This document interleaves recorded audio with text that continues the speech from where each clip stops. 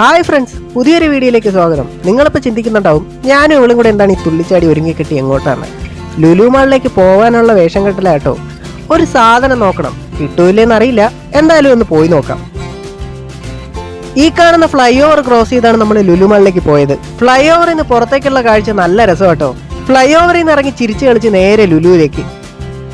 അങ്ങനെ ലുലുവിന്റെ ഉള്ളിലൂടെ നടന്നപ്പോഴാണ് അവിടെ ഒരു പ്രോഗ്രാം നടക്കുന്നത് കണ്ടത്. ആദ്യം കരുതിയത് അത് ഫാഷൻ ഷോ ആയിരിക്കും എന്നാണ്. പക്ഷെ അതൊരു ആം റെസ്ലിംഗ് കോമ്പറ്റീഷൻ ആയിരുന്നു. രാജ് കലേഷ് ആയിരുന്നു ആങ്കർ. പിന്നെ ചുറ്റിത്തിരിഞ്ഞ് നിൽക്കാതെ നേരെ ഹൈപ്പർ മാർക്കറ്റിലേക്ക് അങ്ങ് പോയി. സോപ്പ് തീർന്നിരുന്നോണ്ട് ഒരു സെറ്റ് സോപ്പ് മേടിക്കാന്ന് വിചാരിച്ചു. ചുവപ്പ് എടുക്കണോ പച്ച എടുക്കണോ? അവസാനം പച്ച എടുക്കാൻ തീരുമാനിച്ചു. അവക്കൊരു ലെഗ് സോപ്പും മേടിച്ചു. ഇത് എനിക്കാണ് കേട്ടോ.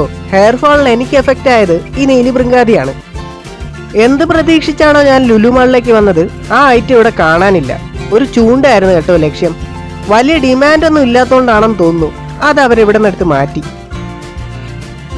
പിന്നെ സ്റ്റോളിലെ മീനുകളെയൊക്കെ നോക്കി ഇങ്ങനെ വെള്ളം ഇറക്കി നിൽക്കേണ്ടി വന്നു. ദേ ഈ തിലാപ്പിയെ കണ്ടോ, എന്തൊരു വലുപ്പം അതിന്.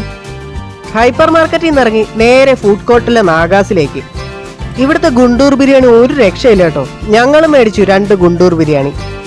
നിങ്ങളുടെ ഇടയിൽ ബിരിയാണി ലവേഴ്സ് ഉണ്ടെങ്കിൽ മസ്റ്റായിട്ടും ട്രൈ ചെയ്തിരിക്കേണ്ട ഒരു ഐറ്റമാണിത്.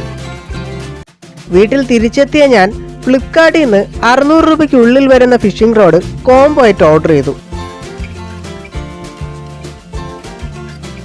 ഡെലിവറി ഡേറ്റിൽ പ്രതീക്ഷിച്ചിരുന്ന എനിക്ക് രാത്രിയായിട്ട് സാധനം കിട്ടിയില്ല.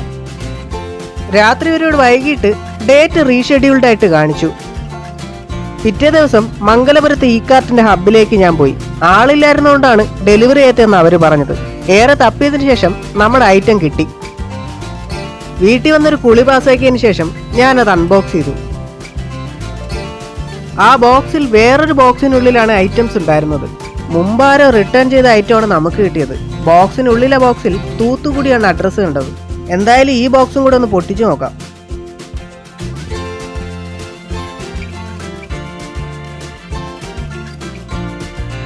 ഇത്രയാണ് ബോക്സിനുള്ളിൽ ഐറ്റംസ്. റോഡും റീലും ലൂറും ബോക്സിനകത്തുണ്ടായിരുന്നു. ബ്രൈഡ് റീലിൽ തന്നെ ഓൾറെഡി ഉണ്ടായിരുന്നു.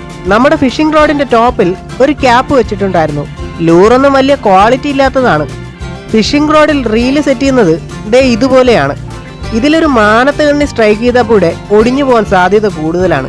600 രൂപയ്ക്ക് ഉള്ളിൽ വരുന്ന റോഡിനും റീലിനും ഒക്കെ ഇത്ര ക്വാളിറ്റി പ്രതീക്ഷിച്ചാൽ മതി.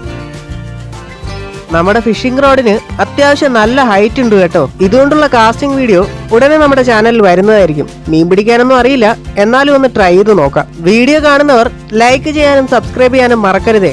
മറ്റൊരു വീഡിയോയിൽ കാണാമെന്ന പ്രതീക്ഷയോടെ ഇവിടെ നിർത്തുന്നു. ബൈ.